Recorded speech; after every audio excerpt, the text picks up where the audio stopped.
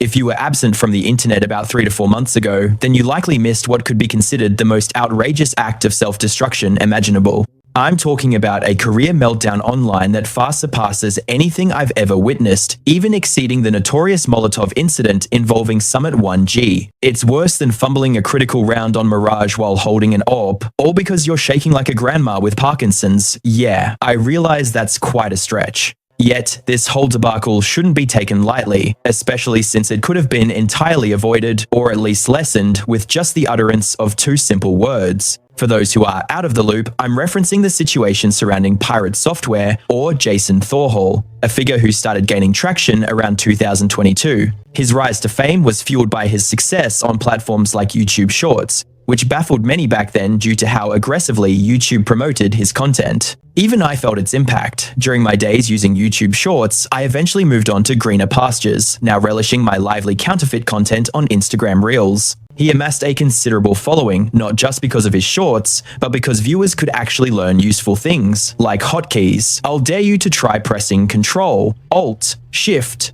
Windows, T. Bet you won't, you little coward. But he also motivated people to create games from the viewpoint of someone who claimed to have years of expertise in game development. Allegedly, he had worked in the industry at major companies like Blizzard. And oh, he's very secretive about those experiences.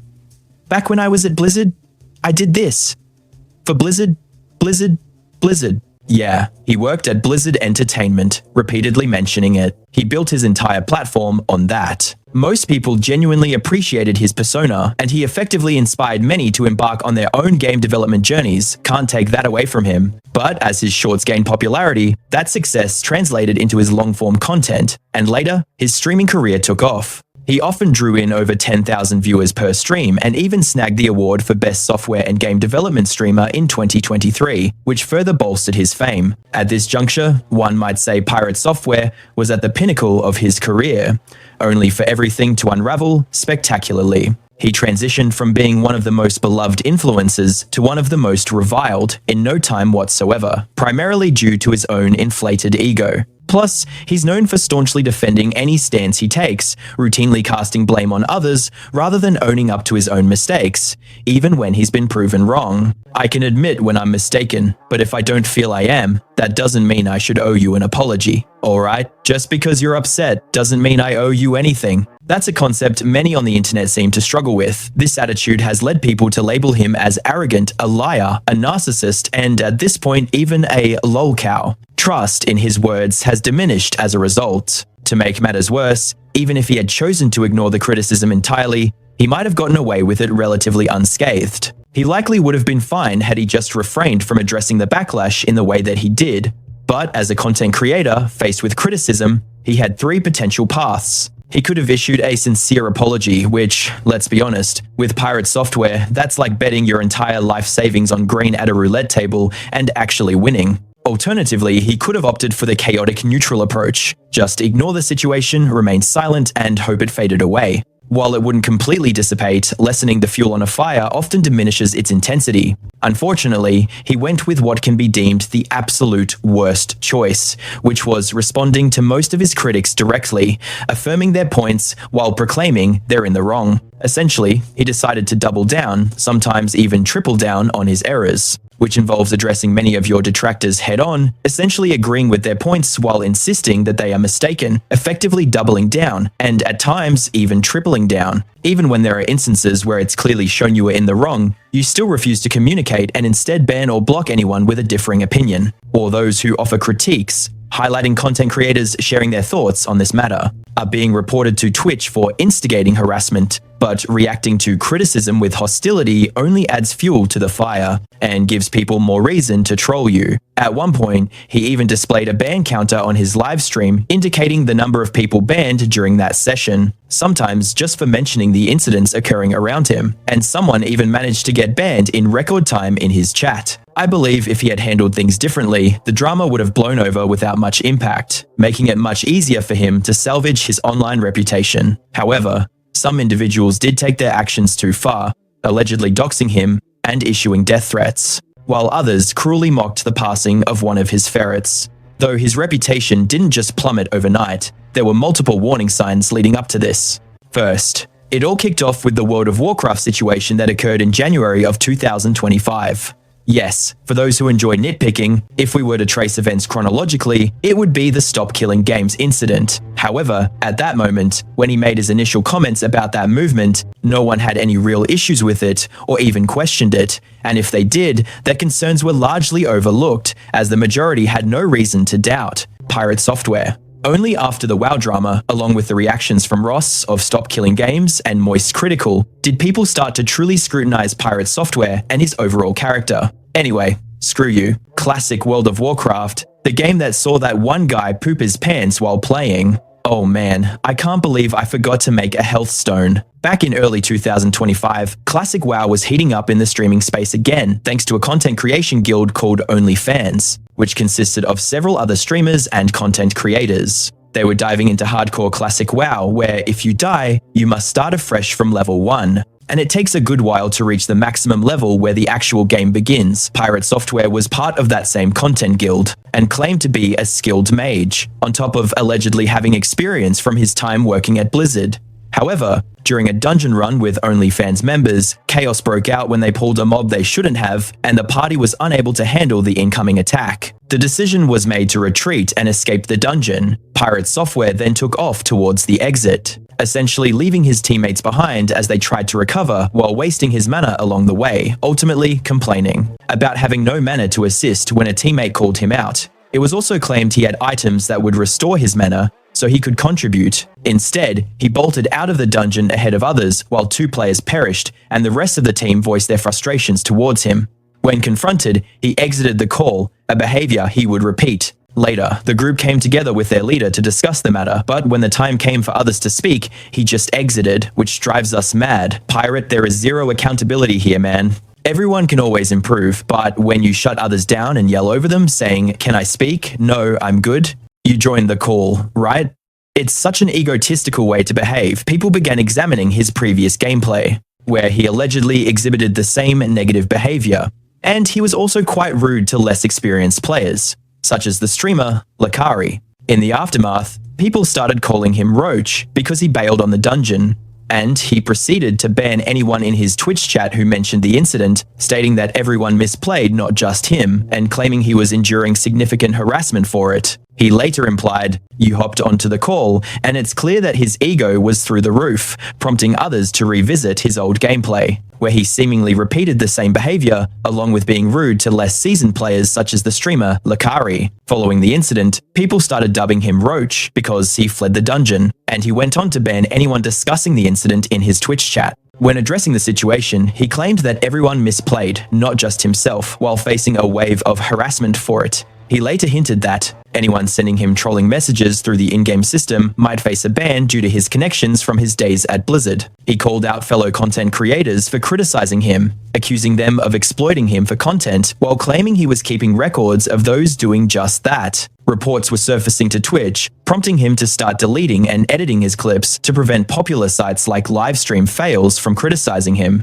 He was subsequently expelled from the Content Creator Guild, only to respond poorly by badmouthing the guild as well. This only fueled the flames further since they craved him to double down, triple down, and even quadruple down. They were eager for a villain. They wanted an enemy to drag down relentlessly. They were so far gone, sending death threats over it, revealing how utterly deranged they've become. This guild shifted into a content hub fueled by hatred. Not a content guild based on experiences, but rather turned into a bunch of monstrous freaks. Right after that episode, a game developer crafted a meme claiming they would integrate Pirate Software into their game, complete with sound effects and everything. Portraying him as a roach, they shared a video, but this was merely an offline build, not representative of the actual game. Upon hearing of this, Pirate Software DMCA'd the entire game, falsely claiming he was depicted in it, which led to a fraudulent takedown. The pirate then threatened them with more litigation, insisting he would sue them, convinced they were going to lose. So I filed a DMCA claim, and he retaliated with a counterclaim against me, saying, "We're heading to court. You're going to lose. You can't utilize someone's likeness or voice in any manner within your games without their consent." A lawyer who caught wind of the situation defended the game developer, noting that the lawyer Pirate was boasting about, named Cronus, who was allegedly one of his moderators, couldn't even represent the pirate due to being based in the UK, raising doubts about whether he even practiced law. And that's a wrap on the WoW situation. It became one of the longest controversies out there, and in my view, this was truly the beginning of the downfall of his reputation. Sure, it began with in-game incidents, but it was more about how the pirate responded to criticism that did the damage. This made folks wary of him, scrutinizing his character and questioning every aspect about him. And boy, did they scrutinize everything. Then, in the same month as the wild drama unfolded in January 2025, people began analyzing his gameplay in various puzzle games, such as Outer Wilds and Animal Well. Despite his firm stance against spoilers and the need for guides to finish these games, and receiving help from his chat, some speculated he was actually cheating, searching for guides on his phone whenever he hit a wall. The main evidence being that whenever he struggled briefly, he would suddenly exclaim he figured out the puzzle. Wait a minute, I think I just solved it. This included puzzles that required prior knowledge or were notoriously challenging. For instance, in Animal Well, he was sometimes spotted glancing down at what many presumed to be his phone. In my opinion, regarding this situation, I don't think it truly mattered whether he cheated or not. He effectively sabotaged his own game just to make himself seem clever. If that's the case, it's akin to pretending you have a girlfriend who just happens to attend a school in another country. In fact, a completely different continent. The surge of attention this garnered was primarily due to its ironic emergence right after the other incident exploded. However, the following scandal would definitely cement the fact that a shift in fortune was looming for Pirate. This was driven by the Stop Killing Games controversy that arose around June of 2025. Stop Killing Games is a movement that fundamentally, players truly possess the games they purchase, and should the game servers ever go offline, those games will still retain some level of playability because, after all, they paid for them. The expectation is that they should have full ownership, yet in the case of titles like The Crew, once the servers ceased functioning, the game became unplayable. This sparked a movement aimed at restoring ownership rights to the consumers, primarily focused on European markets, with Ross, known controversially as the accused arms pirate, as its spokesperson. Upon learning of this initiative, and before any drama unfolded around him, Liquid launched a barrage of insults against both Ross and the movement, making unfounded assumptions. He twisted the facts, dismissively labeling it as used car salesman nonsense. It was utter trash. It was trash. And not only did I refuse to support this, but I made it my mission to warn others against it. However, the situation remained stagnant until the fallout from the WoW drama emerged. Ross stepped in to clarify all of Liquid's misconceptions, while Pirate stubbornly continued to misrepresent the facts, despite being called out for his errors. He refused engagement with Ross or anyone trying to enlighten him about the nuances of the movement. Then, Moist Critical entered the scene and his video about the issue skyrocketed in popularity. This led to an influx of criticism towards Pirate, yet he still dug in his heels, failing to admit any wrongdoing, although he did extend an apology to Ross. Ironically, the influx of attention transformed the situation from Pirate seemingly killing the movement to actually revitalizing it, leading to an accumulation of signatures due to the heightened publicity. To this day, Pirate continues to deny any mistakes regarding the movement, and the backlash against him reached a boiling point. Even Meat Canyon produced a video addressing him, and shortly thereafter, the controversy erupted around his claims of being a seasoned game developer. Investigations into his work history turned up questionable ties to game development, leading some to speculate he was a product of nepotism. Given his father's influential position at Blizzard, some labeled him a nepotism baby. Pirate had previously admitted to securing a job as a teen, thanks to those connections. My first job was absolutely thanks to nepotism.